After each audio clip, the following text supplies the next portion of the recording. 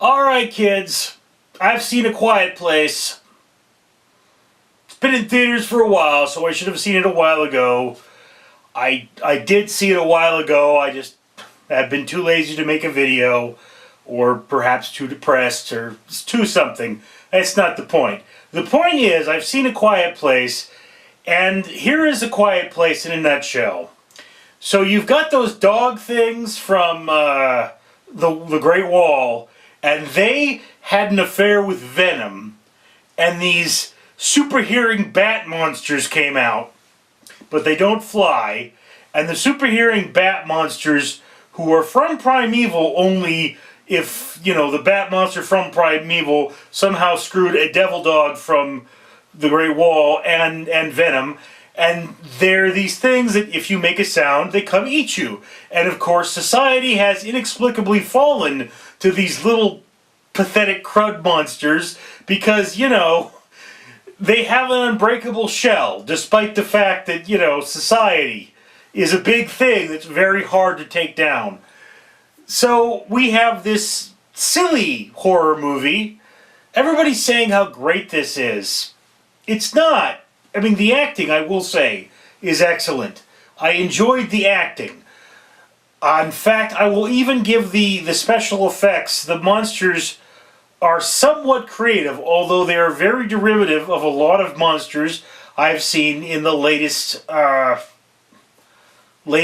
I mean, they are the future hunters from Primeval, which is an English TV show, and they look like the body shape of the Cloverfield monster, Venom's teeth, and the skin color of those dog things from the Great Wall. You know, it's derivative. So there's that. But the problem where this movie breaks down, I mean, I understand movies got a movie. So if I just had to forgive the fact society was taken down by these stupid monsters, okay, I can kind of forgive that. But then you've got these ridiculous scenes going on. It's like, we saw it in the trailer, there's a whole scene where the stupid kid dies because he's stupid. He turns on his toy that makes noise. And nobody's at this point thought, well, maybe we should actually keep a bunch of those toys around and plug them in and throw them when the monsters show up, so the monsters will go after those toys and not us. Nobody's thought of that yet, despite the fact they've been dealing with these monsters for a while. So there's that as just a stupid. And, you know, it's like, okay, that's your son there. I understand you don't want to die, but why aren't you yelling, throw it, get rid of it? Because once it gets thrown and got rid of, it's making noise, you stop talking, and the monster goes after that. Simple, right? You know? Then there's the fact that there's a scene when they're there with a lantern and the lantern falls over and catches fire. And, you know, I don't want to say too much of what happens at this particular moment, but look, they obviously have electricity. You see the lights in the trailer. The lights aren't out. Why are they using candles? Why are they using a lantern? It doesn't make any sense. It really doesn't. I mean, they've got electricity. They've got water. Water appears to still be running. Society seems to have fallen, but all the niceties of home are still there. But these guys are kind of roughing it anyway, just because, I don't know. It doesn't make a lot of sense. I mean, look. This is a movie where if any of you snore, you're already dead, because the monsters came while you were sleeping and ate your face.